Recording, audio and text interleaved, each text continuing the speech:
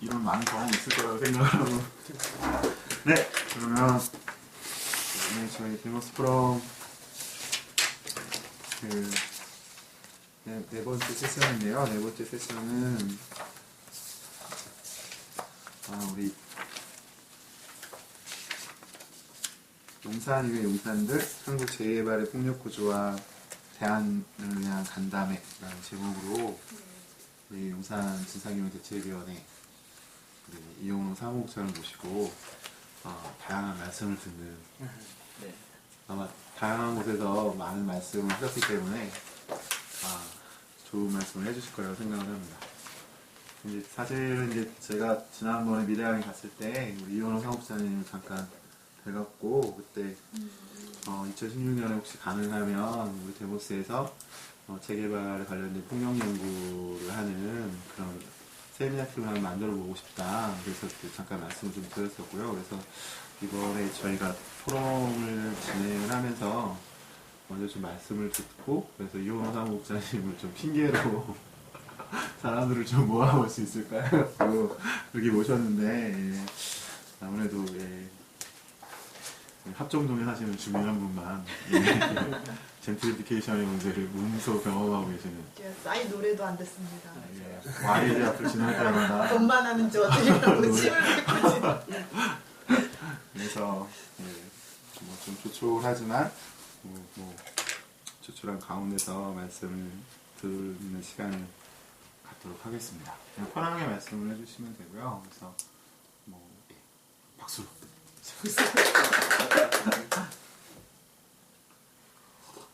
네, 이원호입니다.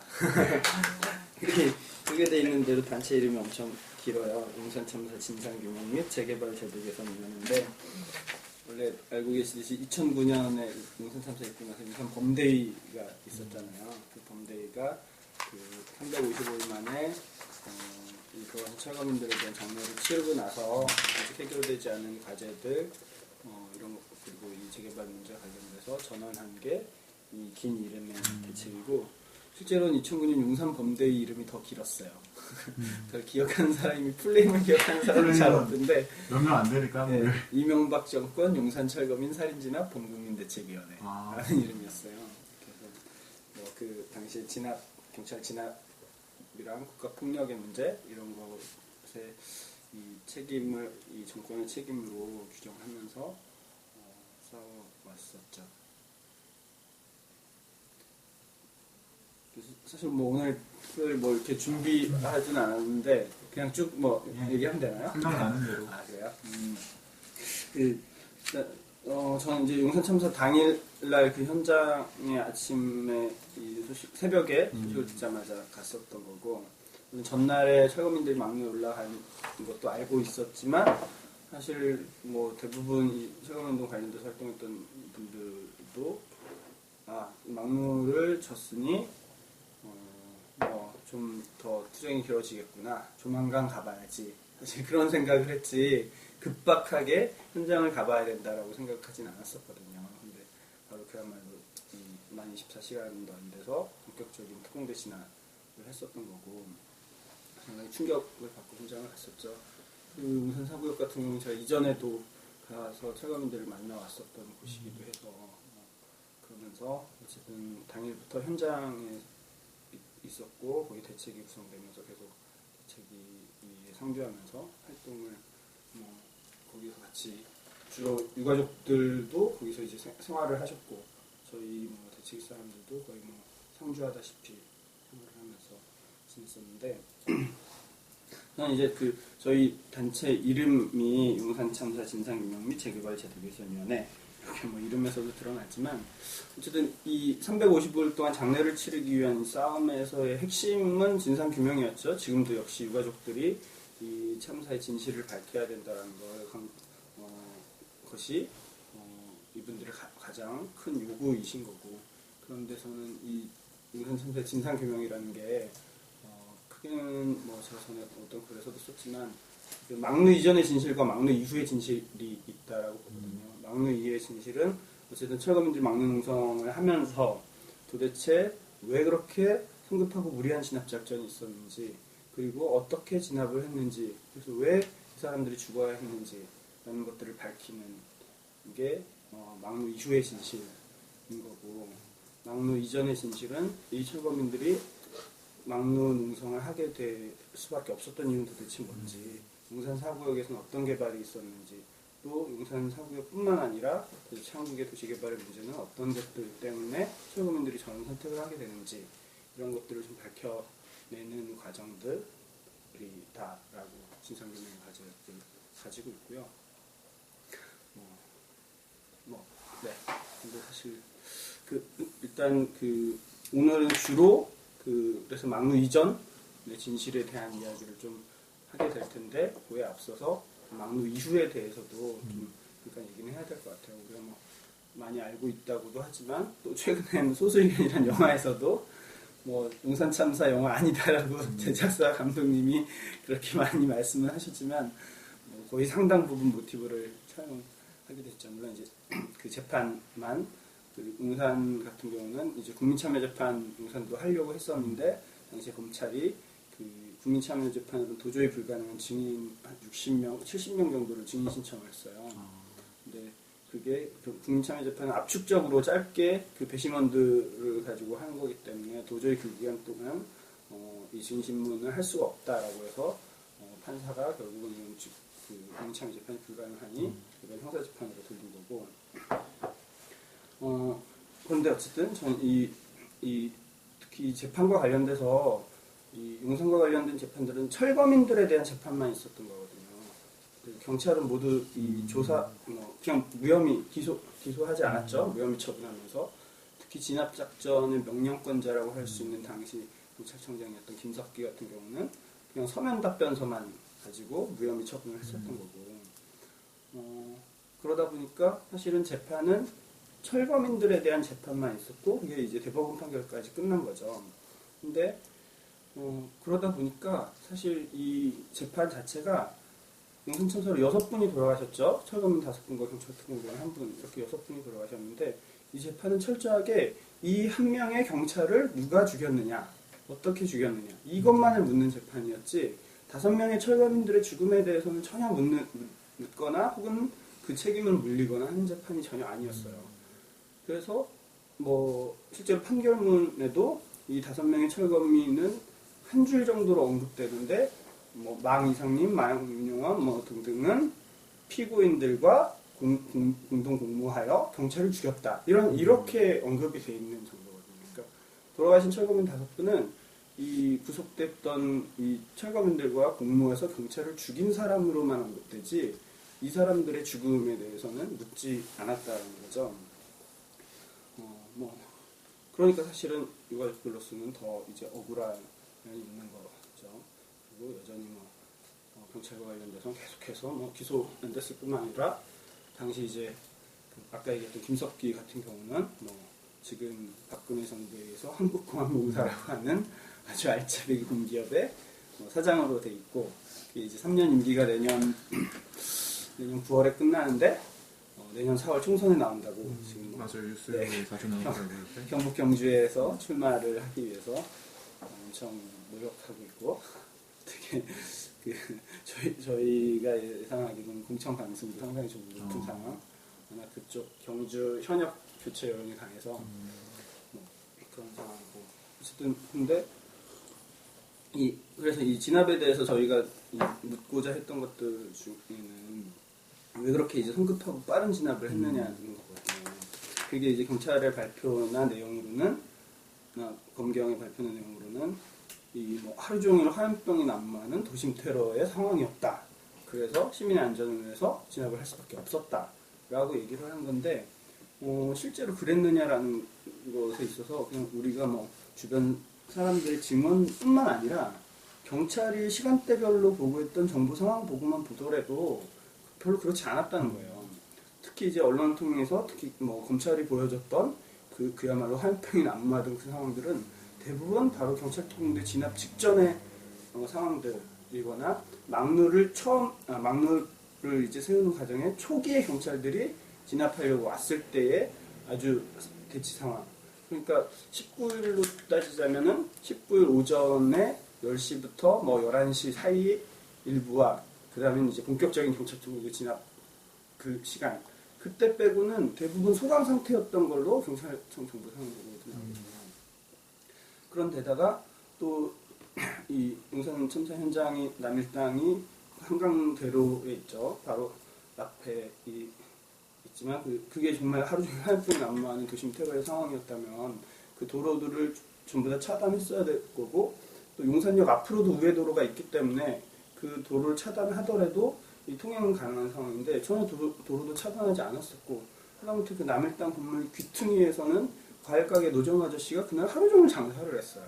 그리고 사람들도 다니기도 했었고 그러니까 그런 식의 통제도 안 했었던 상황인 것만 자체가 사실은 그렇게 극심한 뭐 대치 상황이나 화염병이 난무하던 상황은 아니었다.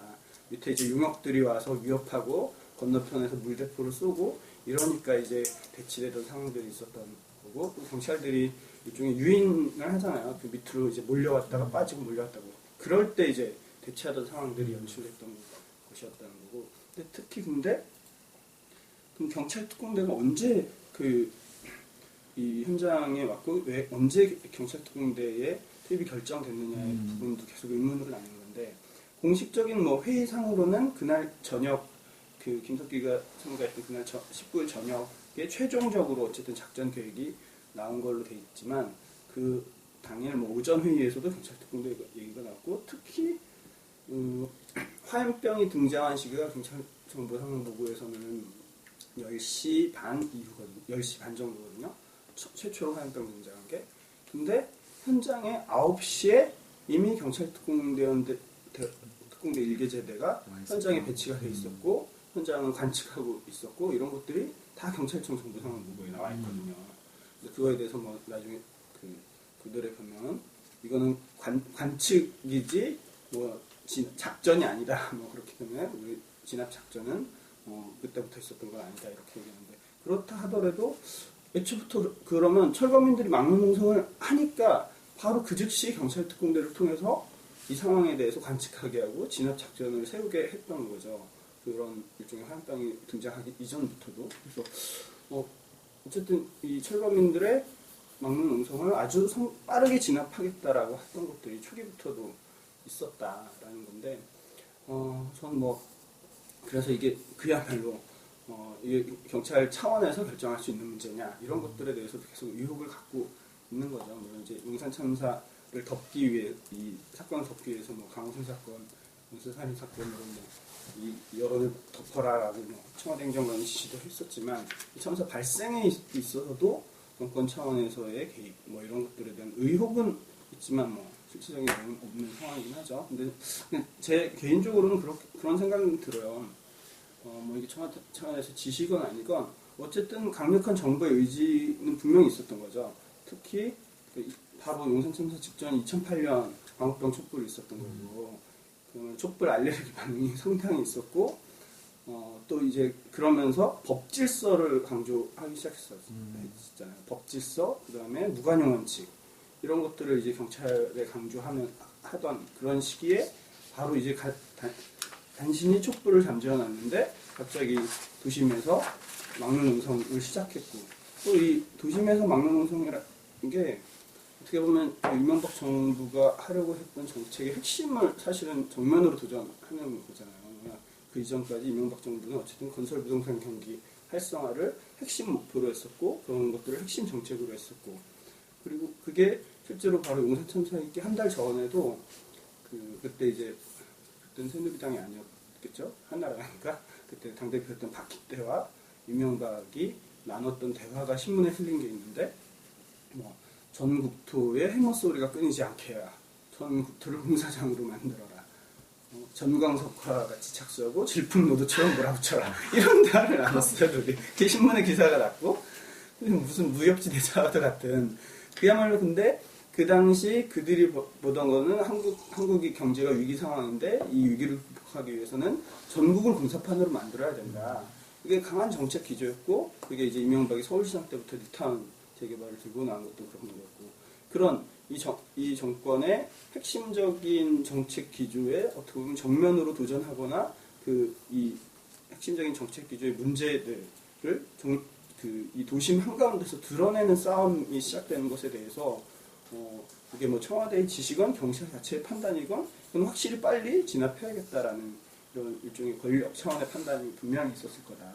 그래서 그런 진압이 있었을 거다라는 생각을 하고 있고, 뭐 근데 이제 이 진압이 어떻게 결정됐는지 지금 뭐 전혀 나오는 게 없고, 지금 그냥 용산 경찰서장의 건의로 특공대가 투입된 걸로만 공식적으로는 법원의 판단으로는 그렇게만 되어 있거든요. 그 법원이 그거를 더 집중적으로 묻거나 조사하거나 검찰이 그러진 않았으니까요. 경찰을 기소하지 않았으니까 당연히 뭐 그것에 대해서는 그렇게 애매하게만 남아있는 상황에서 철거민들에게만 그 책임이 씌워졌고, 철거민들이 막루 안에서 화염병을 던져서 불이 났다라는 것들이 이 재판의 결론인 건데, 실제로 이 철거민들은 막루 밖으로는 화염병을 던지지만 안에서는 던지지 않았다라는 거고, 우리가 이제 막루를 직접 지어놓고 실험했지만 안은 되게 좁고 협소해서 그러기도 어려웠을 뿐만 아니라 실제로 그 막루 안에서 던진 화염병이 화재 원인이라고 검찰이 지목했던 거는 경찰 특공대원들의 증언이 있었던 건데, 그 경찰 특공대원들이 재판에 검찰에서 특공대 10명을 증인으로 신청했는데, 변호사가 물을 때마다 불빛을 봤다 뭘 봤다 이렇게 물을 때마다 계속 물어보니까 증언들이 다 뒤집어졌거든요. 실제로 막루 안에서는 화염병을 던지는 걸 목격한 특공대원들이 없다는 게 법원에서도 밝혀진 건데, 그래서 저희가 이제 사실은 이 철거민들에게 씌워진 죄목이 되게 많죠. 되게 많지만 그 중에 가장 큰 게 이제 특공방 치사죄, 특수공무집행 방해 치사죄. 예. 공무집행을 하는 경찰을 죽였다라는 죄목이기 때문에 이 특공방 치사죄만 무죄가 나올 수 있겠구나라는 사실 이 법리적으로 그런 판단을 하셨죠. 이 변호사들은. 그래서 이게 뭐냐면 이게 유죄가 되려면 경찰을 죽였다는 그 행위가 철거민들에 의해서라는 게 지목이 명확하게 돼야 되는데 그런 증거도 없고 정황적으로 그런 증언밖에 없었던 게 증언도 부정이 됐었으니까. 그리고 변호사는 다양한 다른 발화의 가능성도 제기를 했었던 거고, 막루 자체가 유증기로 가득한 상황이었기 때문에 여러 가지 발화의 가능성이 있었고, 또 아니면 발전기 뭐 이런 것들, 근데 뭐 하다못해 국가수에서 그 발전기 스위치를 분실했다고 그러고 나중에 뭐 그랬었거든요. 그러니까 그런 과정에서 어쨌든 법리적으로는 철거민들의 특공방 치사죄는 무죄를 받을 수 있지 않겠냐라는 판단이 있었지만, 실제로도 이게 정치재판, 유착판결 뭐 이런 것들이 있다라고 저는 보여져서 이것에 대해서는 반드시 좀 나중에 진실도 밝히고 철거민들도 재심을 통해서 명예를 회복해야 된다 이렇게 생각하고 관련돼서 뭐 계속 좀 활동이 있는 거고요. 그래서 결국은 이제 이 진압작전에 대한 국가폭력에 대한 책임을 좀 명확히 물어야 된다. 최소한 이 진압작전을 지휘했던 김석기에 대해서도 사실은 유가족들로서는 가장 용납할 수 없는 상황인 거고, 김석기가 지금 사실 이렇게 승승장구하고 있는 상황이 사실 유가족들에게 되게 한이 맺히는 상황인 거죠. 이렇게 있고, 그 막루 농성, 그러면 이제 막루 농성 이전의 상황을 놓고 보도 전 여기서도 사실 이 진상규명과 책임자 처벌이라는 것들이 굉장히 중요한 부분인데, 좀 전에 얘기했듯이 이 진압작전에 대해서도 어쨌든 우리 용산 참사라고 할 만큼 뭐 이 책임이 그 단순하게 있다고는 보지 않거든요. 어느 특정 부류나 사람에게 그만큼 복합적인 이 참사의 책임들이 있을 텐데, 거긴 철거민들의 책임도 있을 수 있죠. 근데 국가가 묻는 방식은 이거를 철거민에게만 책임을 물은 거고, 경찰이 진압에 대해서도 책임을 묻지 않았지만 이 잘못된 개발에 대해서도 누구 하나 책임을 지지 않았다는 거죠. 용산 참사 현장이 지금 저렇게 방치되어 있죠. 물론 내년 3월부터 착공이 다시 된대요. 근데 저렇게 지금까지 멈춰져 있는 이유가 우리가 어쨌든 2009년에 용산 참사 1년간의 일종의 투쟁이 있기도 했었고, 물론 그때도 공사를 진행을 했어요. 3월 11일부터 2009년 3월 11일부터 계속 저쪽에 공사를 진행하고 있었고, 그것에 대해서 사실은 그때 유가족과 범대위 측에서는 이 문제가 해결돼서 장례를 치를 때까지 공사 재개를 멈춰달라라고 실제로 서울시에 요청을 했었고, 야당 의원들이 서울시장을 안 만나줘서 부시장을 만나서도 그 얘기를 했을 때 그때 부시장이 했던 말이 시간은 돈이다. 더 이상 공사를 미룰 수 없다. 그러면서 사실은 이 장례투쟁 기간에도 공사를 계속하면서 현장에서 유목들과의 싸움들이 있기도 했었고, 물론 이제 그것 때문에 공사가 많이 늦춰 있었던 건 있죠. 근데 그러고 나서 사실 2010년 1월 9일에 장례를 치르고 바로 이제 건물들에 대한 철거가 모두 끝나고 보통 이제 6개월 후에 착공이 들어갈 거다라고 했었던 건데, 착공이 못 된 거는 그때 용산 4구역의 그 재개발 과정에서 철거 직전의 마지막 인허 단계가 관리 처분인가라는 건데, 그게 이제 각각 이 재산에 대해서 평가하고 그러는 건데, 그 가장 중요한 인허가인 관리 처분인가가 무효 판결이 났어요. 2010년 10월에 법원으로부터. 그거는 절차상 심각한 하자가 있었다라는 거고, 중요한 하자는 그런 조합이 이 조합원들의 동의 이런 것들을 막도장 찍어서 그냥 가짜로 만들어서 제출하고 뭐 이런 것들이 나중에 밝혀져서 무효가 된 거거든요. 그 관리처분인가가 무효가 나니까 다시 그 인허가 절차를 받는데 또 1년 정도가 걸렸던 거고, 그렇게 뭐 2011년 이렇게 넘어가고 그러다 보니까 사실은 이제 부동산 경기가 2008년 뭐 그때 되지 않고 그러다 보니까 이제 이 용산의 시공사였던 삼성 포스코 대리인인데 대표 컨소시엄이 삼성이었고 삼성물산, 이 삼성물산이 조합을 상대로 시공비 증액을 요청했어요.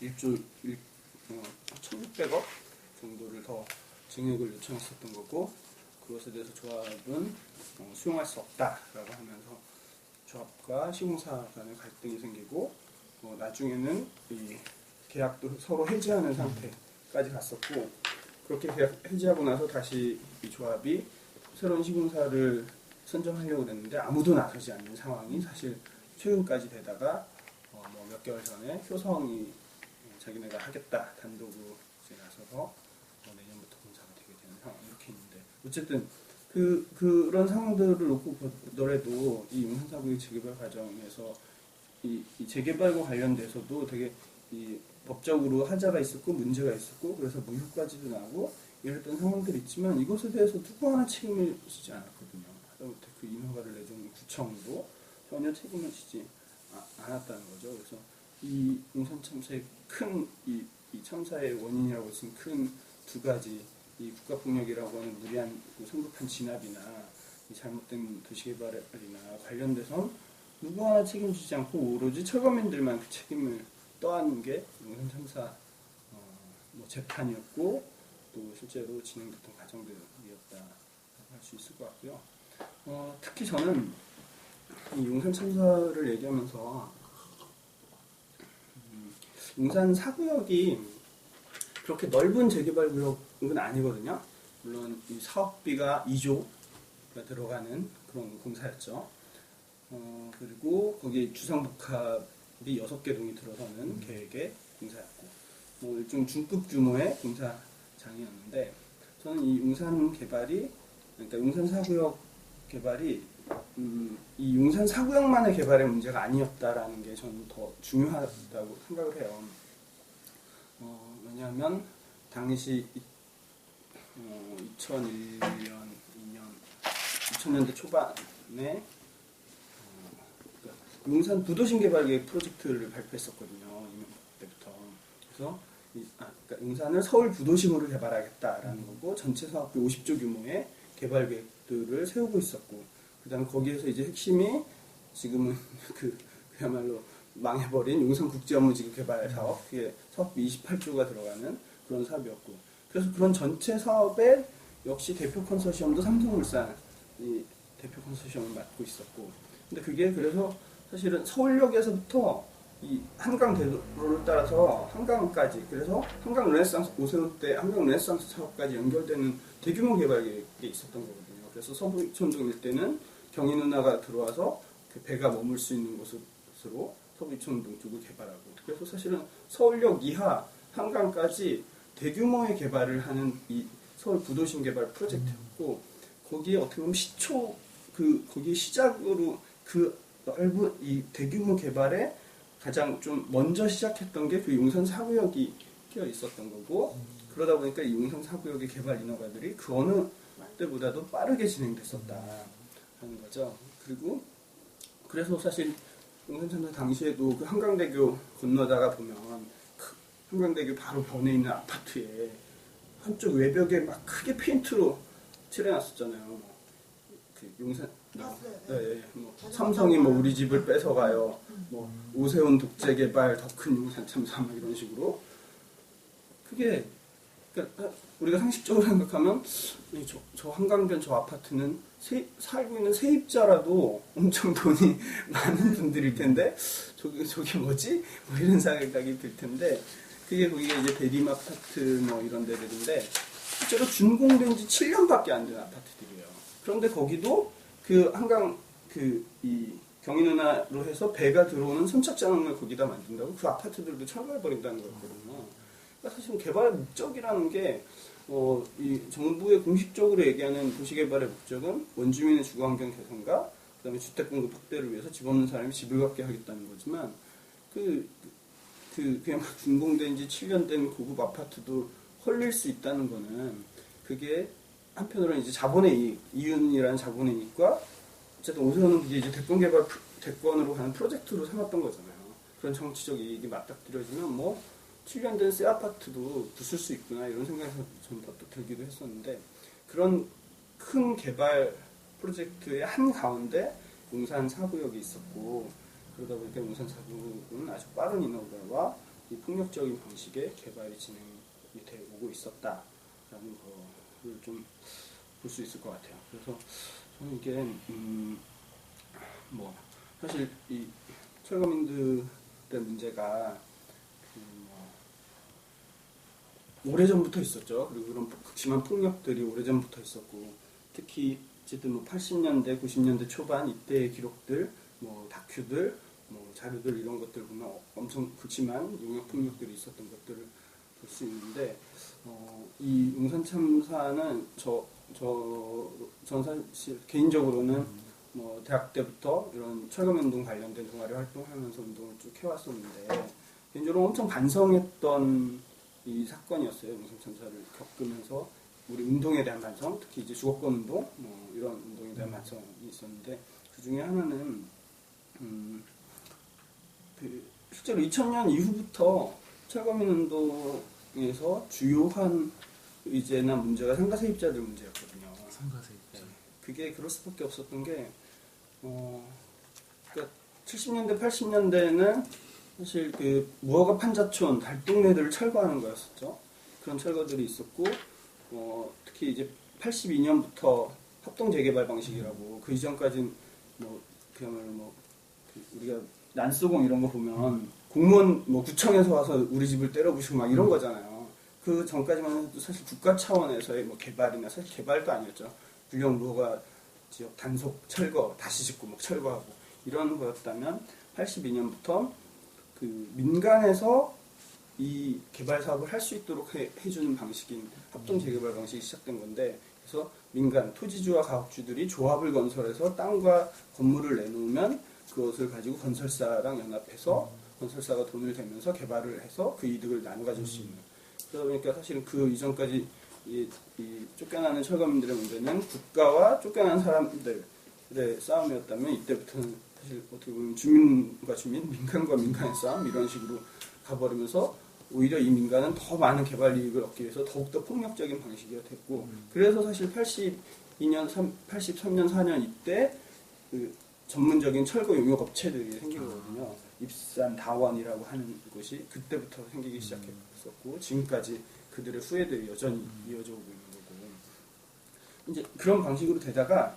90년대 중반 정도까지 사실 그런 무허가 건축물들이나 혹은 불량주택지들에 대한 달동네, 산동네에 대한 철거가 대규모로 다 진행됐고 어느 정도 마무리가 된 거죠. 사실 서울에서는. 그러다 보니까 이제 90년대 중반 이후로부터는 신도시 개발이라는 것들을 많이 했었죠. 그래서 서울 외곽에 신도시들을 개발하는 방식. 근데 그래서 그 90년대 중반까지만 해도 이런 철거민들의 싸움이 사회적인 운동의 되게 주요한 의제였고 사람들이 관심을 갖고 혹은 연대하고 이랬었던 게 90년대 중반 이후로는 이게 이제 신도시 개발이 되다 보니까 신도시 개발도 사실은 거기서도 쫓겨나는 사람들의 문제는 있지만 대부분은 이게 논밭산 임야인 넓은 그냥 택지들이거든요. 택지. 그 택지를 개발하는 거고 그러다 보니까 사실은 거기에 이해 당사자의 수는 별로 많지가 않은 거죠. 땅의 규모는 넓어도. 그러다 보니까 사실 쫓겨나는 사람들의 크게 막 부각이 되지 않는 거고 그 과정에서 어떻게 보면 철거민 운동도 좀 고립돼 왔었던 거고 그렇게 진행되어 오다가 다시 이제 2002년부터 이명박이 뉴타운 개발을 발표를 하면서 보통 이제 뉴타운 사업이라는 정부의 모든 사업이라는 게 처음에 이제 시범 사업을 발표하면 시범을 해보고 그 결과가 좋으면 하는 거고 뭐 아니면 안다 이런 거지만 이명박이 처음에 기름 뉴타운, 은평 뉴타운, 왕십리 뉴타운을 시범 뉴타운으로 1차 뉴타운을 지정했는데 지정하자마자 바로 뭐 한 달 후에 2차 뉴타운, 3차 뉴타운 이런 식으로 계속 발표를 했던 거거든요. 시범 사업을 뭐 해보지도 않고 그렇게 됐던 거고 대규모의 뉴타운이라는 게 광역 개발이거든요. 작은 개발 구역들을 광역 단위로 묶어줘서 거기에 사실은 처음에 이 뉴타운 사업을 할 때 그러니까 원래 이 개발 사업의 모법인 도시 및 주거환경 정비법이라고 있는데 줄여서 도정법이라고 하는데 이 도정법의 규제를 넘어서는 지원들과 인센티브들 이런 것들을 하고 그 도정법에서도 제한하는 그런 규제들을 오히려 완화하면서 진행을 했었던 건데 그걸 시조례로 그렇게 밀어붙인 거예요. 이명박이. 근데 당연히 사실 시조례로 이게 상위법하고 계속 충돌이 되니까 사업이 그렇게 막 잘 안 되고 좀 계속 꼬였었는데 근데 정치적으로는 완전 이제 뉴타운 그때 엄청 환상이었고 그 일종의 지역의 주민들도 엄청나게 환호했었고 그러니까 이 정치적인 이익과 완전히 맞닥뜨려지니까 당시에 그때 아마 열린우리당이 다수당일 때 2006년에 이거를 특별법으로 합의를 해줘서 이 도시 및 재정비 촉진 위한 특별법이라고 도촉법 이게 우리는 그냥 뉴타운 특별법이라고 하는데 이게 사실인지 모르겠지만 이런 쪽 업계에서 들리는 얘기로는 당시 그런 일종의 민주당이 이 법을 합의해주는 과정에서 뉴타운이란 말만 안 쓰면 된다라는 식이었다는 거예요. 뉴타운은 확실히 이명박 거 이렇게 되니까 그래서 도촉법이라는 이름으로 통과가 됐고 어쨌든 그 한나라당이 요구하던 모든 내용들이 그대로 받아들여진 법안으로 통과됐다. 그리고 실제로도 민주당도 2008년에 다 뭐 뉴타운 한다면서 공약하고 그랬었으니까요. 그러면서 사실은 2006년에서 특별법이 돼서 추진이 더 이제 확 밀어붙였던 건데 문제는 이제 이 서울은 예전에 그 판자촌 달동네가 질비하던 서울이 아니라 상권을 중심으로 발달된 서울이었다는 거죠. 그런데 갑자기 이제 대규모의 개발을 시작하니까 특히 1, 2, 3차 뉴타운으로 지정한 게 그 연면적 재개발 구역 지정 면적의 28배를 지정한 거고 그 당시 기준으로 36년간 서울시 재개발된 면적의 66%를 불과 몇 년 안에 그냥 밀어붙이는 거였거든요. 어마어마하게 지정을 해놨는데 이 서울은 이제 상권을 중심으로 발달된 서울이다 보니까 이제 예전에는 철거민 싸움이 주거 세입자들 혹은 가옥주들의 싸움이었던 것이 이제 상가 세입자들의 문제가 불거지기 시작한 거죠. 근데 이 주거권과 관련된 문제는 70년대, 80년대, 90년대 중반까지 사실은 엄청난 철거민들의 투쟁의 역사들이 있었던 거고 그 과정에서 많은 사람들이 죽기도 했었죠. 철거민들의 희생들이 있었고 그러면서 사실은 제도적으로 수렴되고 임대주택 정책도 나오고 그러면서 아직도 많이 부족하지만 많이 제도화가 됐는데 상가 세입자와 관련된 대책은 전무한 상황이었어요.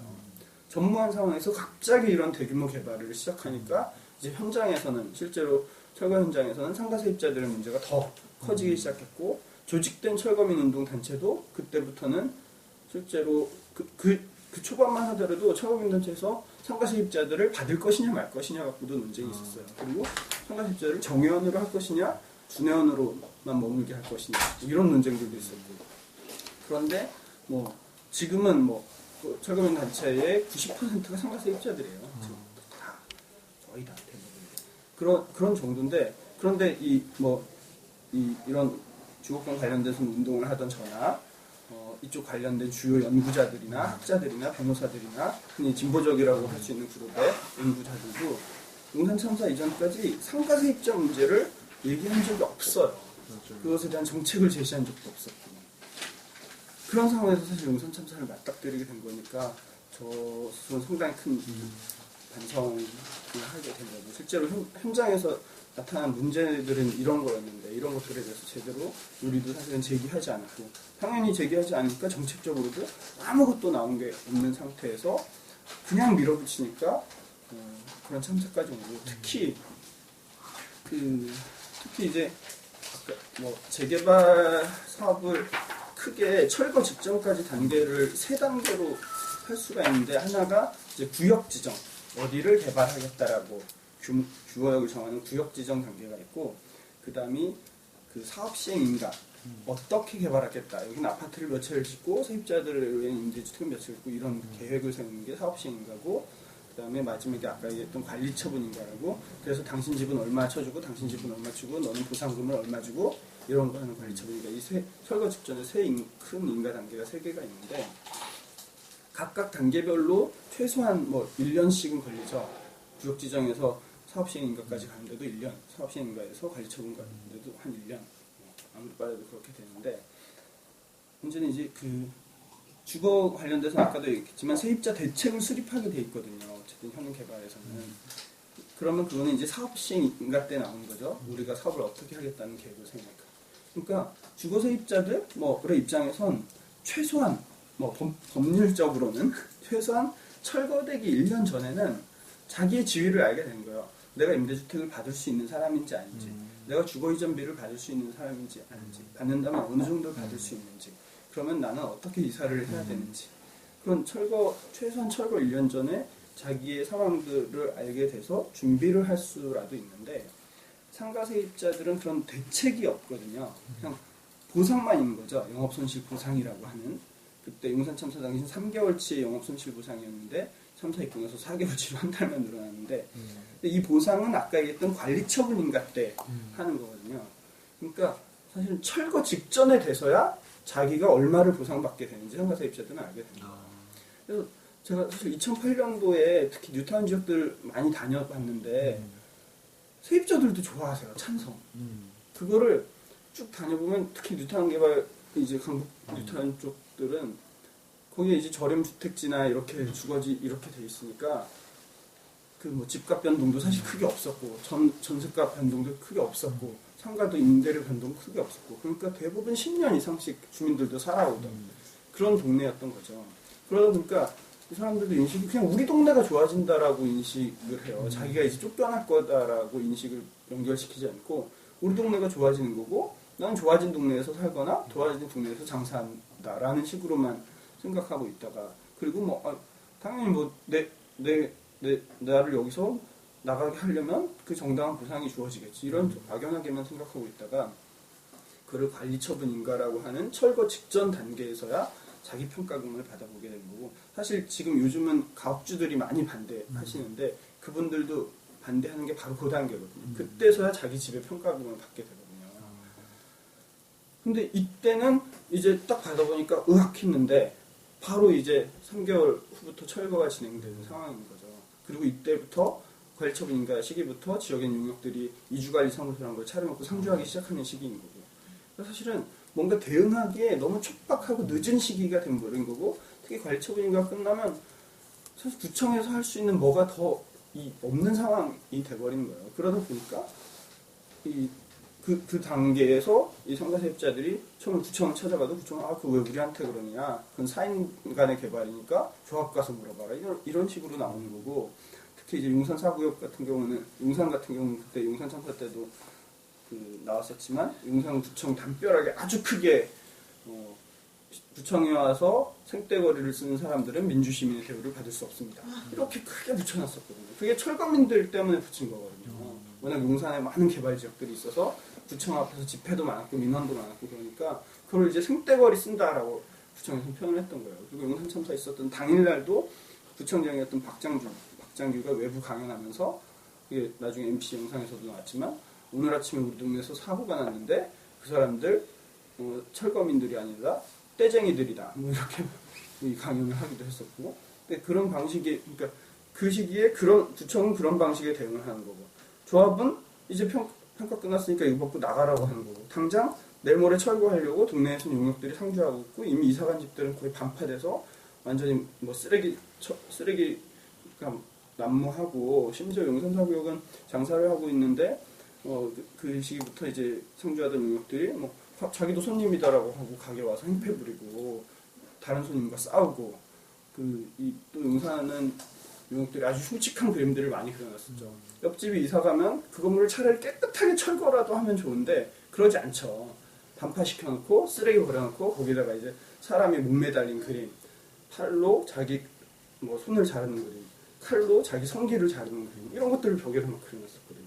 그리고 가게에 아침에 갔더니 그 가게 앞에 고양이 사체, 비둘기 사체 이런 것들이 놓여있었고 그러다 보니까 사실 그 시기에는 관리처분인가 그 시기에는 이들이 할 수 있는 대응 방식이 별로 없는 거예요. 법률적인 대응도 이미 늦은 거고 뭐 법률적인 대응을 해봤자도 사실 뭐 세입자들은 100점 100패지만 그런 것도 늦은 거고 뭔가 이걸 갖고 같이 고민을 나누거나 의지하거나 뭐 그럴 게 전혀 없는 상황이 되는 거고 구청도 나몰라라 하는 상황에서 용역폭력은 바로 이제 눈앞에 닥쳐있는 상황이다 보니까 사실 상가세입자들의 투쟁이 더 격렬할 수밖에 없는 거죠. 주거세입자들은 그 1년 전부터라도 자기 상황을 예측하고 준비하고 대응할 수 있는데 상가는 그렇지 못하다는 것. 특히 그런데다가 상가는 어쨌든 가족의 전 재산이라는 개념 때문에 더 싸움이 격렬해질 수밖에 없는 그런 상황들이 있었고 용산도 그랬었던 것들이 이제 있었죠. 그래서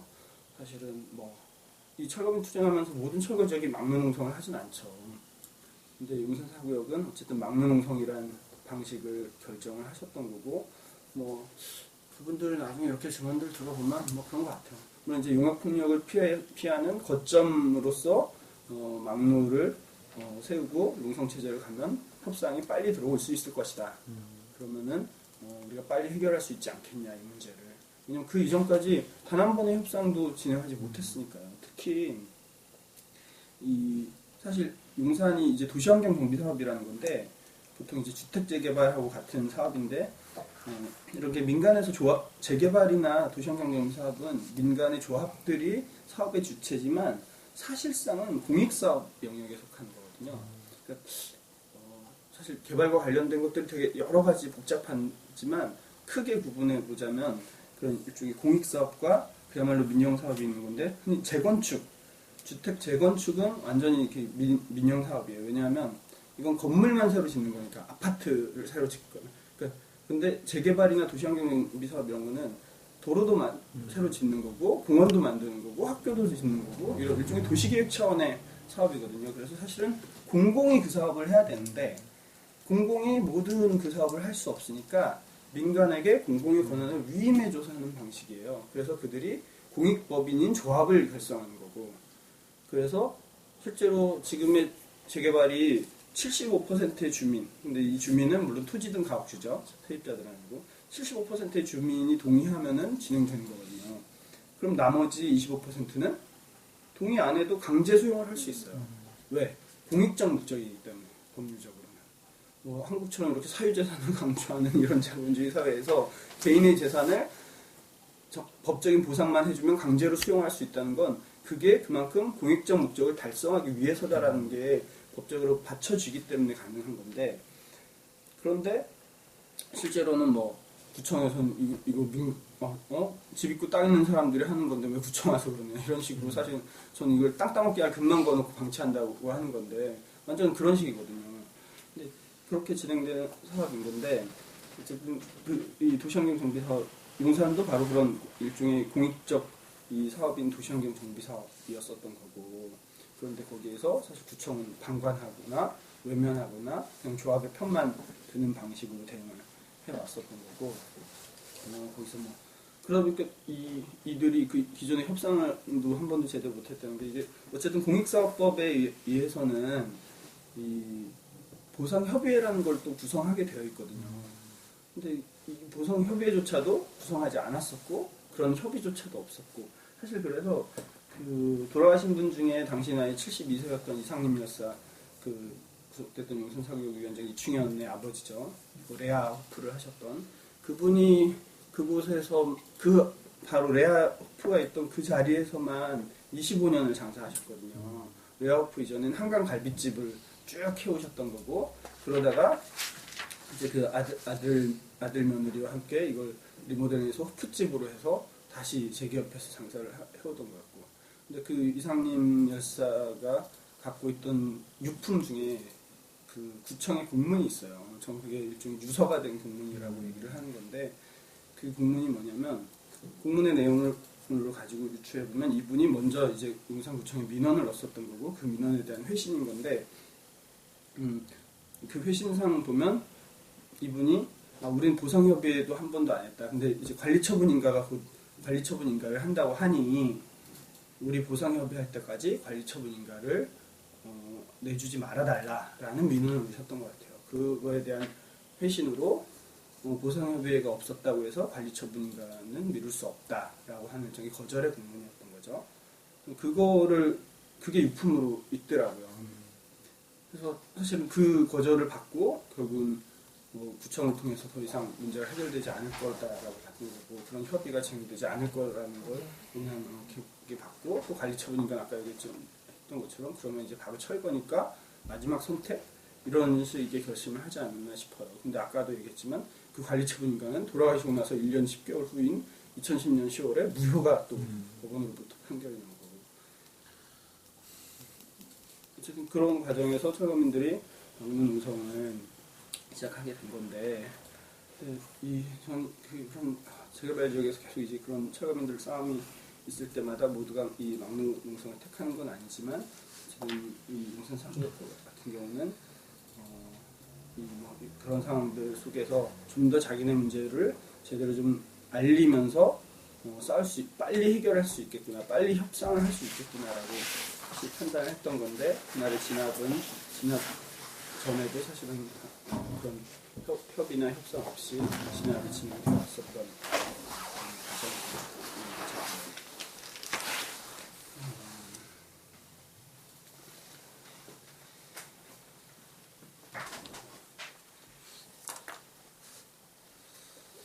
한번 그럼 좀 정리하고 질문이나 이걸 더 받고 이렇게 네, 말씀하시는 중간에 많이 오셔서 다행히 두 배가 늘었어요. 네, 폭발적 인원 증가 때문에 과송사고가 있어가지고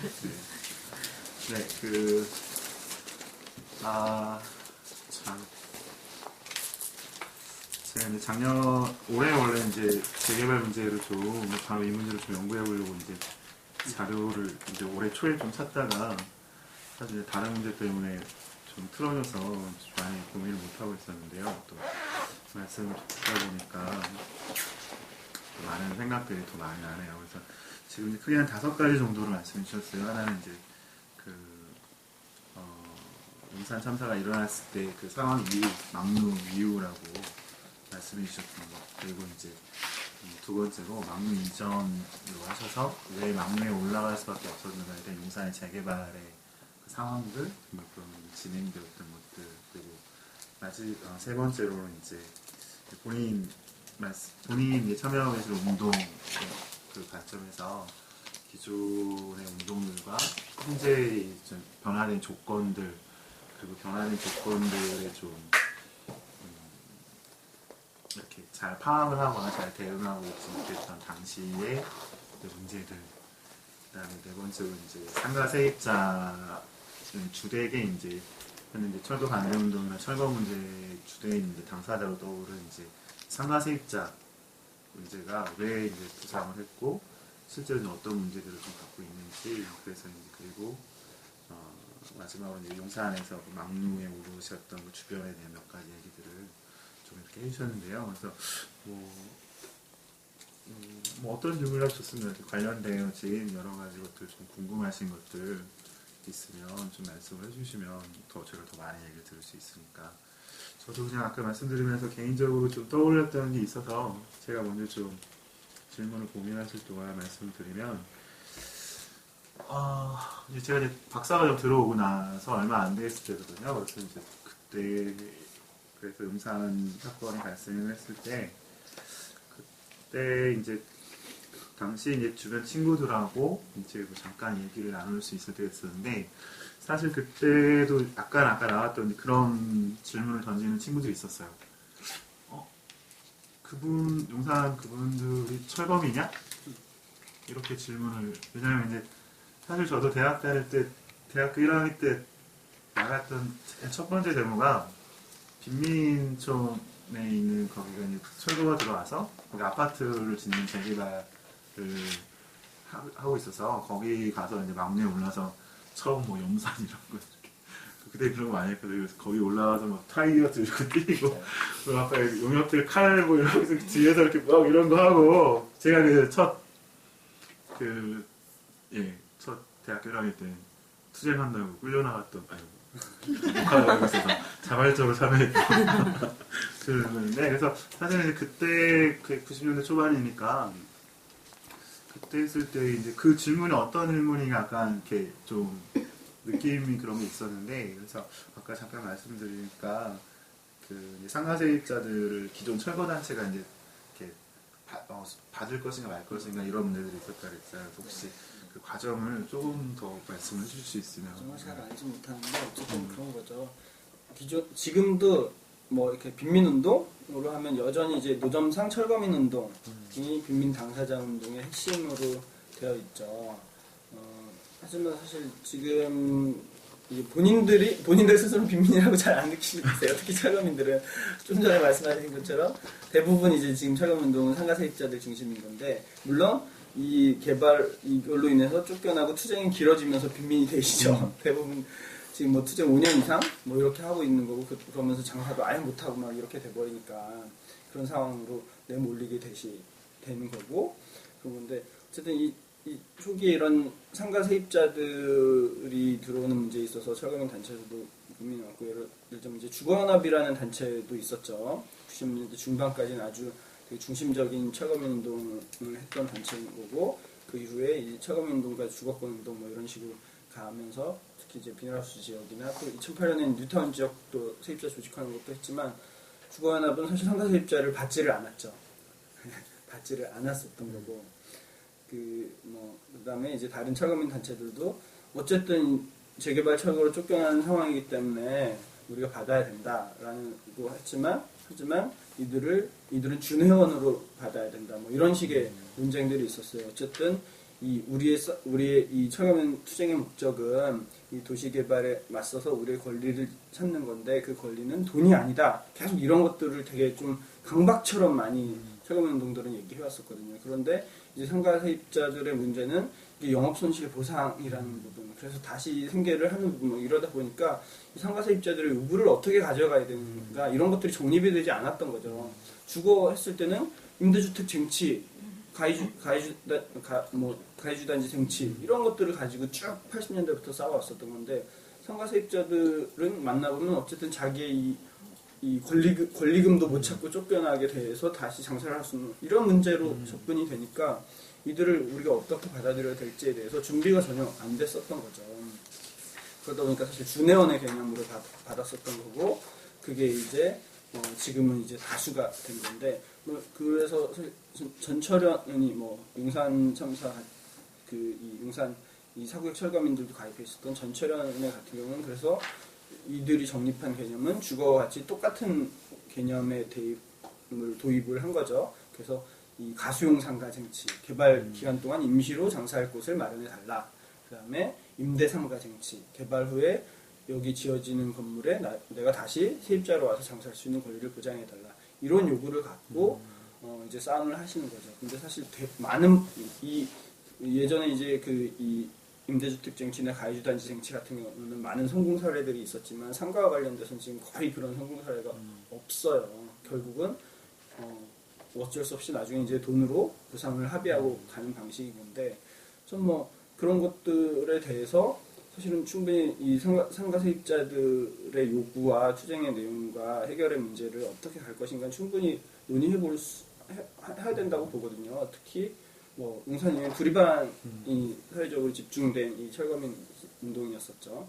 두리반 같은 경우는 어쨌든 본인들이 다시 장사할 수 있는 가게들을 알아보고 그 가게를 들어가기 위한 일종의 금액을 받은 거죠. 그래서 사실은 상가 세입자들의 입장에서는 일종의 수평 이동을 했다. 우리가 내가 빼앗긴 이 가게를 다시 찾았다라는 개념으로 이해하시고 뭐 승리했다라고 보고 사회적으로 그런 의미를 부여하지만 사실 전철역 내부에서는 그렇게 인식을 안 하세요. 그냥 두리반도 돈으로 해결된 케이스 이렇게만 인식을 하고 계세요. 인식 차이가 있고요. 네, 그러다 보니까 저는 약간 좀 계속 한계에 부딪히고 있는 점이 있다고 보는 건데, 근데 어쨌든 저는 이 상가 세입자와 관련돼서 이거 아까도 얘기했지만 주거 세입자들은 어쨌든 재정착에 대한 그 일종 이들의 권리에 대한 보장이 있는 거잖아요. 보장이 있는 건데 이 상가 세입자와 관련돼서는 보상만 있는 거죠. 권리 보장이 아니라 손실에 대한 보상만 있는 거죠. 근데 그러다 보니까 이 보상은 아까 얘기했던 것처럼 관리처분인가라는 그 당시에만 매겨진 거고, 근데 권리의 보장은 아까 얘기했던 사업시행인가라고 그 이전에 되는 건데, 주거 세입자들은 권리의 보장이 있기 때문에 사업시행인가 때 그런 것들이 수립이 되지만 상가 세입자들은 권리의 보장은 없고 보상만 있으니까 그냥 관리처분인가 때만 나오는 거잖아요. 그래서 저는 상가 세입자들도 선택지가 좀 다양해질 수 있는 대책이 있어야 된다라고 생각해요. 그래서 당연히 이 불합리한 영업 손실 보상의 합리적 보상도 당연히 따라야겠죠. 그런 것뿐만 아니라 이들도 실제로 전 상가 세입자들의 판단은 주거 세입자들이랑 다르게, 물론 주거도 지금은 많이 달라지긴 했죠. 예전에 그 철거민들은 계속 그 동네에 그 사람들과 공동체를 유지하면서 살아가는 것들이 되게 중요했었고, 그렇기 때문에 같이 싸워서 가수용단지, 임대아파트 이렇게 들어가는 것들이 되게 주요한 요구였었고, 실제로 그래서 그 임대아파트를 동시에 들어가서 그들이 그 안에서도 계속 그런 관계들을 유지해 나가는 사례들이 있었던 거고, 근데 상가 세입자는 그렇지는 않은 거잖아요. 물론 여기서 계속 장사하는 게 나한테 유리하다고 판단할 수도 있지만 빨리 다른 곳으로 이사가서 개업하는 게 더 유리하다고 판단할 수도 있고, 어쨌든 이거는 영업의 문제이니까. 그러니까 그럼 여기에서 이 상권을 유지하면서 유리하다고 판단하는 사람들은 그렇게 할 수 있는 조건들을 마련해주고, 그래서 뭐 이게 가중상가라고 하는 것도 전 충분히 가능한 게, 예를 들어서 좀 세운상가 철거하면서 그 세운상가 세운사구역 도시환경 정비사업인데 거기 상인들을 위해서 세운스퀘어를 조성한 거잖아요. 그 건너편에 세운스퀘어를 만들어서 일종의 임시로 거기서 장사하게 지금 내준 거거든요. 그래서 나중에 여기에 상가가 들어서면 다시 들어올 수 있는 조건으로 그런 거고, 또 용산 4구역 용산 참사 있고 나서 용산 3구역 바로 용산 참사 현장 바로 맞은편, 거기 지금 가보면 아시겠지만 용산역 앞에 포장마차 초원을 이루고 있잖아요. 그게 용산 3구역에 대한 일종의 세입자 대책, 임시상가 개념으로 조성을 해준 거거든요. 물론 제가 알기로는 거기 워낙 그 앞이 집창촌 있고 막 이러면서 조폭들이 관리하고 이런 데들이라서 그쪽 노점도 거의 대부분 걔네들이 뭐 관리한다고 얘기는 있는데, 어쨌든 그런 방식으로 나왔던 거죠. 그러다 보니까 그래서 저도 용산 참사 이때 이분들하고 되게 많이 논의를 해봤어요. 정말 그 가이드단지를 요구하시는 거냐. 그랬는데 이분들의 판단은 거기 국제 빌딩이 있기 때문에 이게 가이드상가라는 게 그런 거거든요. 어차피 이 도시개발, 이 주거환경 정비 사업이나 주택 재개발이나 도시환경 정비 사업 같은 경우는 이 공원 부지를 조성을 하니까 그 공원 부지가 가장 마지막에 개발되거든요. 그러니까 그 공원 부지 자리에 우리가 임시로 장사할 수 있는 공간을 해주면 어차피 맨 마지막에 개발하니까 우리가 몇 년 동안 더 장사를 할 수 있고, 그 다음에 건물이 젖으면 거기 또 어차피 주성복합수니까 상가가 들어오니까 거기에 우리 다시 세입자로 들어올 수 있는 권리 보장이 좀 되지 않겠냐. 특히 바로 그 공원부지 자리가 국제빌딩 바로 옆이었고, 워낙 용산 4구역 상가 세입자들은 이 국제빌딩이라고 하는 상권을 되게 크게 생각했었거든요. 그러니까 본인들은 여기서 빨리 다른 데 가서 장사하는 것을 유리하다고 판단할 수도 있지만 여기에 상권에서 좀 더 장사를 하는 게 유리하다는 판단도 하셨던 분들도 있는 거예요. 그러니까 그럼 그런 선택지가 있는 대책들이 있었다면, 임시상가에 대한 거나 또 임대상가에 관련된 규정들이 있다면, 그게 모든 철거민들이 그렇다고 그렇게는 안 하겠죠. 난 빨리 딴 데 가서 장사를 할래, 합리적 보상을 받아서. 이런 선택을 할 수도 있는 거고, 아니면 난 여기서 장사를 좀 더 해볼래, 이런 선택을 할 수도 있는 거죠. 그러니까 그런 선택지들을 좀 만들어줘야 되는데, 그래서 그런 이들의 권리의 보장이라는 측면에서 아까 얘기했던 사업시행인가 단계에 그 임대상가 조성의 부분이나 임대상가 조성의 부분들이 수립될 수 있다면 판단을 할 수 있는 거잖아요. 내가 거기를 들어갈지 아니면 보상을 더 해서 다른 데로 갈지. 근데 이제 그런 게 지금 없이 딱 보상만 있으니까 바로 철거 직전에서 그런 상황들이 발생하는 이런 것들이 있어서 저는 그런 질문하고 다르게 막 아니 괜찮아요. 네. 그런 좀 좋아. 대책들이 좀 이들에 대한 권리를 보장하는 측면에서의 상가 세입자들의 선택지를 넓혀주는 대책들이 나와야 된다 생각을 해요. 네. 그러니까 예전에 이제 철거민 운동 이러면 사실 이제 빈민 이미지가 중첩되어 있었는데 이게 이제 90년대 지나고 2000년대를 넘어서면서 빈민 철거라고 하는 게 좀 분리가 되는데 이 분리가 되는 과정에서 이제 주거와 상가라고 하는 서로 다른 것들이 좀 이렇게 그 과정에서 여러 가지 이제 새로운 문제들을 좀 직면하게 된 것 같아요. 그런 과정이었다는 생각도 드네요. 그리고 사실 최근에는 그러니까 저는 뭐 유가족 당사자들한테 이런 표현을 하긴 죄송스러운 표현이지만 저는 용산참사는 약간 필연이었다라는 생각까지도 드는데 그거는 아까 얘기했던 그런 과정 속에서 바로 용산참사 직전까지만 하더라도 뉴타운 그야말로 광풍이었었잖아요. 2008년까지. 그래서 2008년 4월 총선에서 타운돌이라고 다 뉴타운한다는 단상이 됐었던 거고. 근데 사실은 이미 2007년부터 부동산 경기 하락에 대한 전망들이 있었던 거고 이 뉴타운 사업이 무리한 사업이다라는 것들이 계속 제기가 됐지만 계속 2008년까지는 일종의 욕망이 작동했던 것 같아요. 실제적인 실제로 이 사업성보다는 그런 욕망들이 떠받쳐준 그래서 거품이라 그러는 거죠. 사실은 거품이 떠받쳐주고 있었다가 그 정점에서 사실은 용산참사가 저는 있었던 것 같아요. 그러고 나서 사실은 용산참사 이후에 용산참사 때문은 아니죠. 근데 용산참사 이후에 바로 그런 일종의 욕망 환상이 와르르 무너지면서 부동산 경기가 완전히 이제 뚝 떨어진 거고. 그래서 사실 최근에는 주로 물론 이제 그 쫓겨난 분에서 세입자들은 상가 세입자들의 투쟁이 있지만 더 크게는 이 가옥주들의 이 반대 움직임들이 더 커요. 지금 철거민 운동에서. 가옥주. 네. 그게 이제 뭐 전철현 쪽은 별로 없지만 어쨌든 그 별도로 대책위를 만들어서 가옥주들의 반대가 더 크고 이게 잘 해결되지 않는 문제가 있는데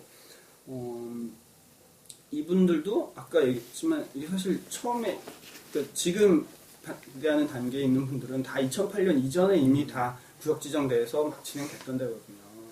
그때만 하더라도 진짜 자고 일어나면 집값이 막 1,000만 원씩 올리고 동네 개발한다고 현수막 붙으니까 막 집값이 몇 천만 원씩 오르고 그러니까 사실 눈이 안 뒤집힐 수가 없죠. 누가 보더라도. 그런데다가 재개발조합에서는 OS1이라고 풀어갖고 계속 가서 주민들 설득하고 일종의 마치 내 집 30평짜리 낡은 집 하나 내놓으면 30평짜리 새 아파트가 오는 것처럼 얘기를 하고 그러니까 다 찬성 도장 찍어주고 그렇게 진행됐던 건데 지금 와서 보니까 그렇게 아니라는 게 드러나는 거고 내가 다시 30평짜리 아파트를 들어가려면 추가 부담금이 평균 2억 정도는 더 내야 되는 거거든요.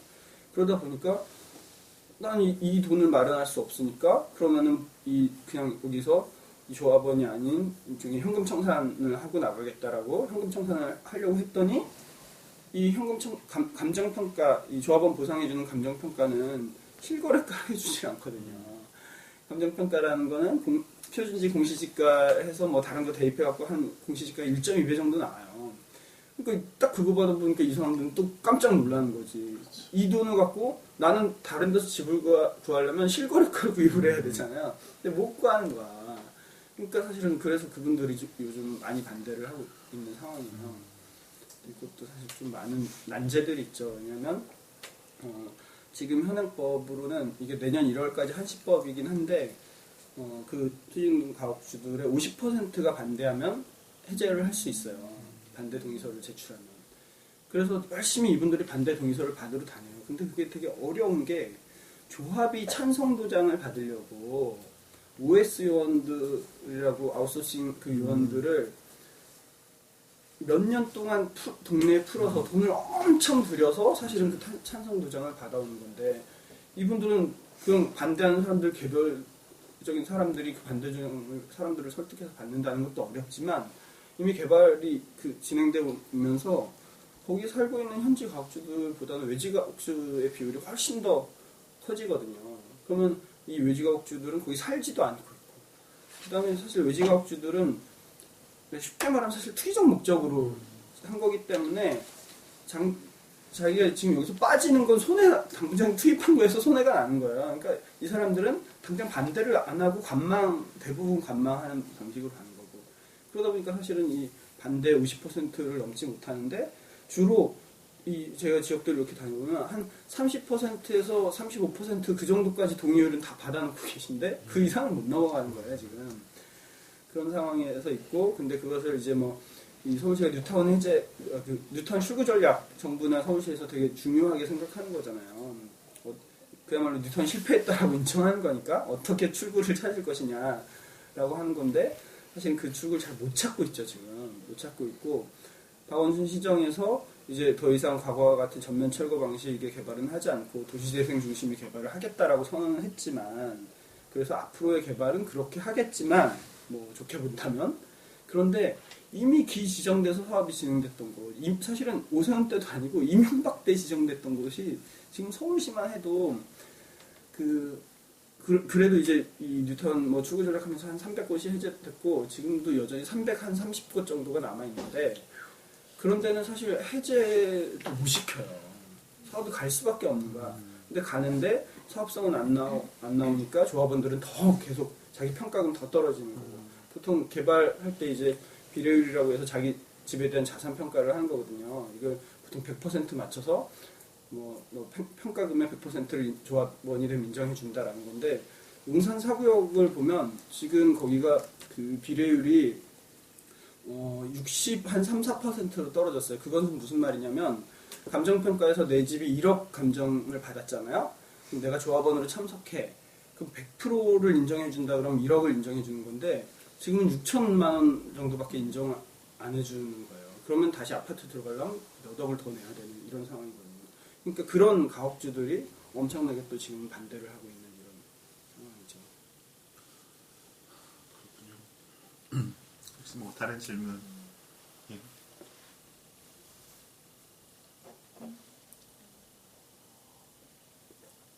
와인집을 미워하는 합정동 주민 김절고 씨께서 괜찮아요. 편하게. 예. 좀 개인적으로는 네.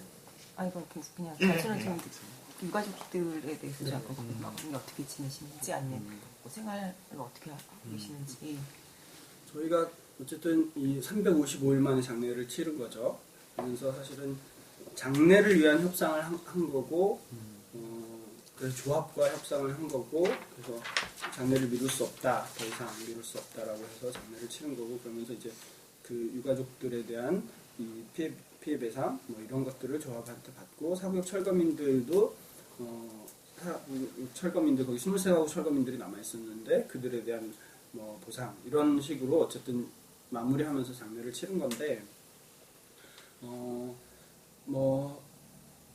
지금 저희 5 유가족들이 그 후로도 사실은 계속 좀 이 투쟁의 현장이나 같이 하고 계시죠. 특히 저희 구속돼 있던 철거민들이 2년 전에 그러니까 4년 만에 실제로는 형기를 몇 개월 안 남기고 특별 사면으로 나왔거든요. 근데 저희는 특별 사면을 받는 게 되게 중요하다고 생각했던 게, 저희 이제 중부상자 2분이 계셨어요. 그분들이 이제 그때 건물에서 추락하고 이래서 발목뼈가 다 으스러지고 이랬던 분들이 2분이 계셨는데, 이분들은 지금까지도 수술을 반복하고 계세요. 근데 이분들도 똑같은 특공방 치사죄가 적용이 됐었는데 이 수술 때문에 계속 재판이 연기돼서 따로 받았었거든요. 근데 이분들 저희는 의식적으로도 이분들 재판을 좀 연기를 계속 해야 된다. 그래서 구속된 분들이 사면을 받고 나온 다음에 이분들 재판을 해야지 이분들이 감옥 가는 거를 어떻게든 막아볼 수 있지 않겠냐. 이런 식으로 해서 계속 연기도 하고 그랬었는데, 실제로 그래서 어쨌든 구속된 분들이 형기를 얼마 안 남기고 특별 사면이 됐고, 그 후에 이분들에 대한 항소심 재판에서 집행유예, 그 부상자들 집행유예가 되셨어요. 근데 어쨌든 그때까지 유가족들은 사실은 뭐 진상규명을 위한 투쟁 중에 특히 이제 구속철거민들 사면을 위한 활동들을 많이 하셨죠. 곳곳에도 많이 다니시고 이러면서 쭉 그런 활동들을 해오셨고 한 장례치로 한 2년 정도 지나고부터 이렇게 뭐 장사를 하시는 가족들도 생겼고 지금은 5가족 중에 지금 또 2가족만 장사하고 계시네요. 한 어머니 장사하다가 안 되셔갖고 접으셨는데 어쨌든 뭐 2분은 그렇게 장사를 하고 계신데 어쨌든 이런 일이 있을 때 계속 나오시고 한 가족은 장례 치른 이후에 소식이 끊겼어요. 수원 용산은 5분 중에 2분만이 용산 사구역 철거민 희생이셨고 3분은 다른 지역에서 그 막루투쟁을 지원하러 연대하러 왔다가 사실은 그 막루를 짓고 분들은 내려갈 분들이었거든요. 근데 바로 당일날 지나와서 사망한 건데 구속된 분들 중에서도 다수가 그런 사람들이었고. 근데 그래서 그 수원 신동에 계셨던 그분 유가족 어머니는 장례 치르고 나서 사실 소식이 끊겼었는데 한 2년 전부터 연락은 되고 저희가 가면은 뵐 수는 있는데 이렇게 나와서 뭐 활동을 하거나 그러지는 않고 뭐 그러고 계시고 또 한 유가족은 지금 이 순화동이라고 그분도 이제 순화 지역에서 연대 오셔서 사망하신 분인데 그 순화동도 개발이 멈춰져 있다가 작년부터 공사가 다시 재개됐거든요. 그래서 그 앞에서 또 농성하고 계시기도 하고 그리고 23가구 철거민들도 최근에 저희가 거의 한 23가구 중에 20가구 정도는 같이 모여서 얘기를 하는 기회도 있었거든요. 근데 어쨌든 이분들 다 사장님들이셨잖아요. 세입자, 상가 세입자지만 다 비디오 가게 사장님이었고 당구장 사장님이었고 중국집 사장님이었고 그랬는데 그들 중에 다시 그렇게 영업을 자기 가게를 갖고 영업하시는 분이 뭐 6분 정도밖에 안 돼요. 다 그냥 식당 일을 하시거나 뭐 그렇게 일을 하고 계시죠. 결국 좀 어렵게 살고 계시는 거네요. 특히 이제 그 상가세입자 관련돼서는 저희가 합의할 때 그런 게 있었거든요. 그러니까 이분들이 어쨌든 임시상가를 요구하면서 싸웠던 거니까, 근데 그게 이제 법적으로 없으니까 못 해준다라고 했었던 거고, 그래서 결국은 이제 저희가 합의할 때 이 용산 사구역 현장에 공사를 진행하면 그 공사 인부들을 위한 한바식당을 짓잖아요. 그 한바식당 운영을 철거민들이 공동으로 하게 해주겠다라는 거였고, 근데 23가구니까 그 하나만으로는 안 되니까 이 용산 사구역이 시작할 때 그 시공사가 하는 다른 지역에 해서 2군데의 한바식당을 철거민 23가구가 운영할 수 있도록 해주겠다라고 했었어요. 그게 합의 사항이었고, 근데 그래서 장례 치루 때는 뭐 조합도 서울시도 다 이제 6개월부터 착공 가니까 1년 동안 고생하셨으니 좀 몸도 추스리시고 쉬시다가 6개월부터 한바식당 운영하시면서 다시 또 이렇게 생업을 이어가시라 라고 했던 건데, 말씀드렸듯이 개발이 지금까지 멈춰져 있으니까 아무것도 진행이 안 된 거고, 그것도 사실 애초부터 이 정도 개발이 멈춰져 있을 거라고 예상을 했다면 이분들이 뭔가 다른 거라도 빨리 찾거나 하셨을 텐데, 사실 한 1년 이상은 마냥 기다렸죠. 아, 곧 될 거야, 곧 될 거야, 곧 될 거야, 막 이렇게. 그러다가 사실 지금 이렇게 와버린 상황이죠. 어쨌든 뭐 다시 재개되면 그 누구들은 다시 관철을 시켜서 할 수 있기는 하죠.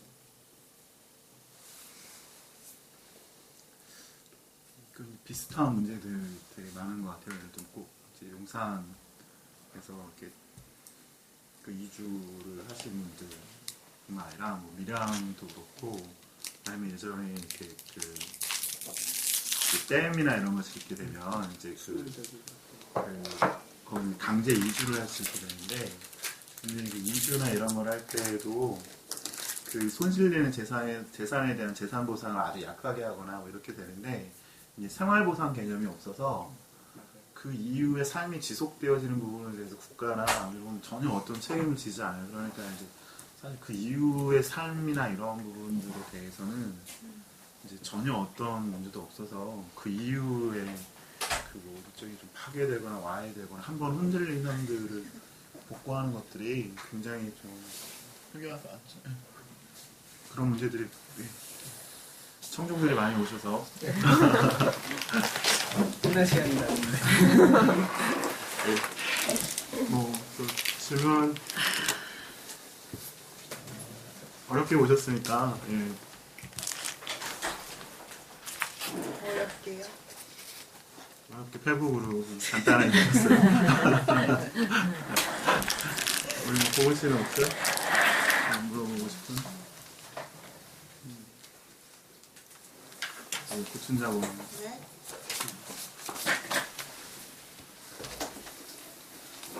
그럼 나중에 뭐 제가 있어요? 네. 더 들어야 되는데. 아니. 그러면 우리 마지막으로 우리 사무국장님이 좀 이렇게 하시고 싶은 말씀 좀 더 듣고요. 공식적으로는 좀 종료하고 혹시 더 생각나면 편하게 그렇게 하죠. 그 용산참사 투쟁 당시에도 정말 많은 사람들이 용산에 연대하셨죠. 다양한 문화예술가들뿐만 아니라 종교인들, 시민들 정말 많이 연대하셨는데 그러면서 어떻게 또 새로운 운동의 양상도 보여지기도 했었고 그러면서 그때 오시는 분들 중에 그런 분들도 많았어요. 미안한 마음에 왔다라고 하는 표현을 하시는 분들도 있었고 그거는 사실은 개발에 대한 욕망에서 자유로운 사람이 별로 없었죠. 2008년까지를 놓고 보면 그런 부분에 대한 반성도 사실 있었던 것 같고 또 하나는 우리가 어떻게 이제 철거민 운동에 어떻게 관심을 갖고 연대를 해야 되는가 이런 질문들 특히 학생들 같은 경우도 그런 질문들을 좀 많이 있곤 했었는데 전 그거에 대한 제 생각은 전 어쨌든 사실 우리 중에 철거민 당사자가 돼본 사람은 되게 소수죠. 없고 그리고 앞으로 철거민이 될 가능성은 잘 모르겠지만 그래도 여긴 그럴 거라고 생각 안 하시고 계시겠죠. 그런데 그럼에도 불구하고 사실 어쨌든 운동에 연대한다는 것은 이걸 이제 어떻게 나의 문제와 연결시키느냐의 문제인 거잖아요.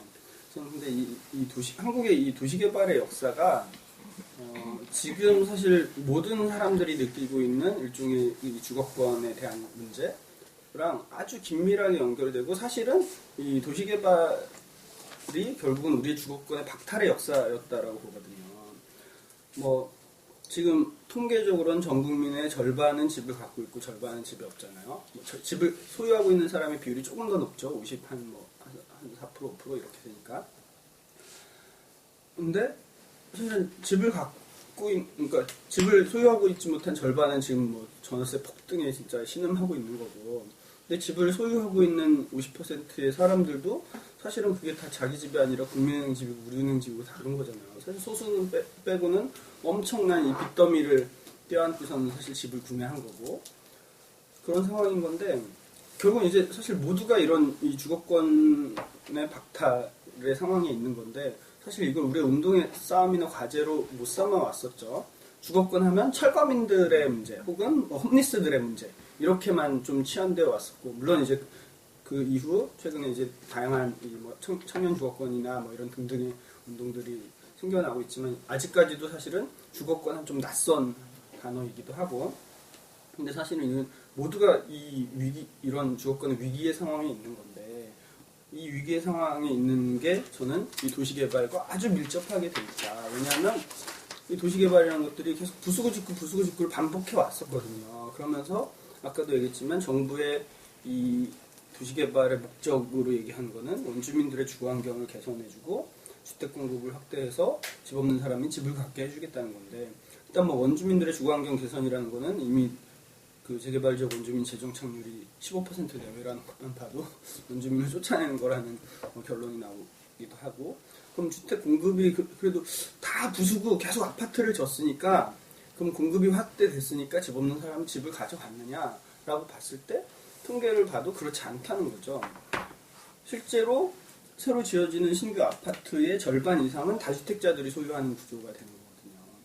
그러다 보니까 최근 통계예요. 최근 통계로 한국에서 가장 집을 많이 갖고 있는 사람이 2,291채를 갖고 있어요.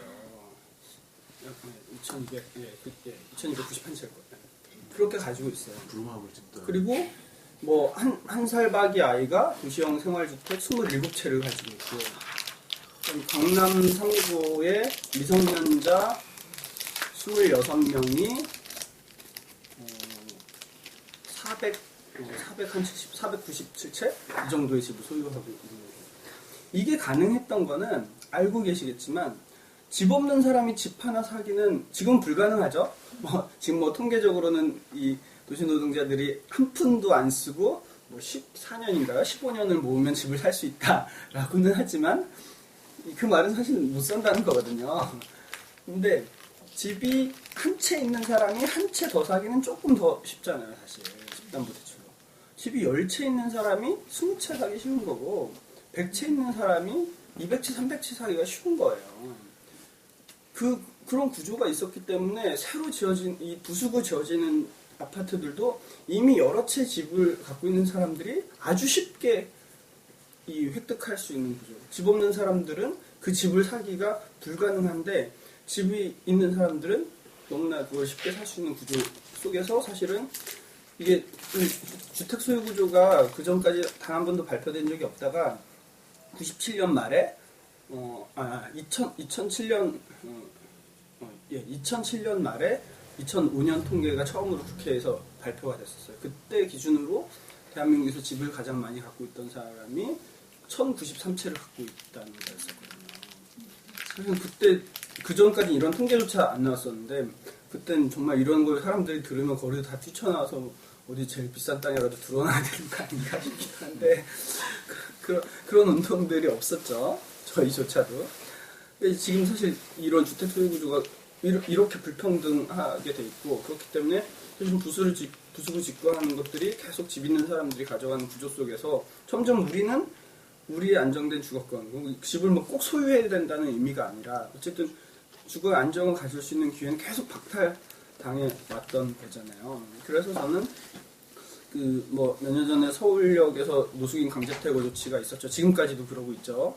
그 서울역 역사 내에서 홈리스들이 잘 수 없게끔 그 특수경비 영역 동원해서 쫓아내고 있는데, 그분들하고 서울역 그 강제퇴거 조치에 반대하는 기자회견 하면서도 그분들이 이제 그 서울역의 주민등록 전입 신고 막 이런 것도 그 시도했었거든요. 근데 거기가 이제 서울역이 주소가 뭐 주소만 하지 끝에 서울역은 안 들어가니까 동사무소 직원이 주소만 보고 잘못 처음에 신고 받아줬었다가 나중에 반려 처분하긴 했었는데, 어쨌든 그분들하고도 사실 이 얘기를 했었거든요. 이렇게 혼자 수천 채의 집을 소유하고 있는 이런 구조 속에서 홈리스들이 집을 달라라고 요구하는 게 지나친 요구냐? 그렇지 않다라는 거예요. 사실 뭐 기자회견 할 때 이 얘기하면 지나가는 시민들이 좀 말도 안 되는 소리 한다 그러죠. 왜? 지나가는 시민들의 절반은 집이 없어서 걱정하고 있는 사람인데, 혹은 집이 있어도 걱정하고 있는 사람들인데, 홈리스들, 노숙인들도 집을 달라 그래? 이게 말이 돼? 뭐 이런 반응이겠지만, 이런 이 부동산 불평등, 이 사회에서 사실 우리가 우리의 집, 우리의 주거를 요구하는 게, 그게 특히 거리 홈리스들도 그런 요구를 하는 게 전혀 지나친 요구가 아니다라는 거죠. 그래서 전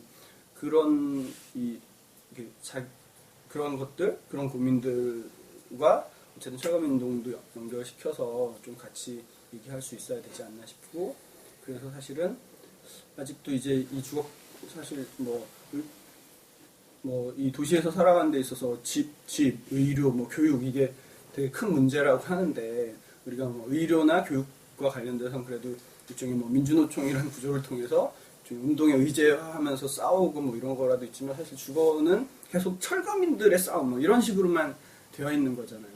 그걸 좀 넘어서는 것들에 대해서 계속 좀 얘기를 해야 되겠다 싶고, 부동산 이후에도 주로 대학생들하고 그런 얘기를 많이 했었고, 대학생들에서 지금 또 이 주거권 운동 많이 하고 있기도 하고 그런데, 좀 그런 고민들을 같이 앞으로도 좀 해야 될 것 같아요. 네, 저희 오늘 이제 포럼에 이원호 사무국장님 모신 취지하고 마지막 말씀이 많이 좀 맞는 것 같아요. 그래서 이번 포럼에 이제 사무국장님 모신 이유가, 혹시 가능하다면 용산 이후에 용산 다양한 현장에서 반복되고 있는 이런 문제들을 좀 그리고 또 말씀해 주신 여러 가지 문제들을 같이 좀 고민해 볼 수 있는 그런 협력 연구들을 혹시 이제 할 수 있는 조건들을 좀 창출할 수 있을까 해서 좀 모셨는데요. 그래서 이후에 뭐 그런 부분들에 좀 관심 있는 부분들이 우리 데모스에서 이렇게 좀 생겨서 같이 더 고민들을 해나갈 수 있으면 좀 좋겠다 이런 생각도 들고요. 일단 오늘 너무 좋은 말씀 많이 해주신 우리 사무장님 박수 드리면서 공식적으로 끝내겠습니다. 감사합니다. 고맙습니다. 오늘 좀 꺼줄래요? 빨리. 예. 이게 누르면 되죠? 이 화면에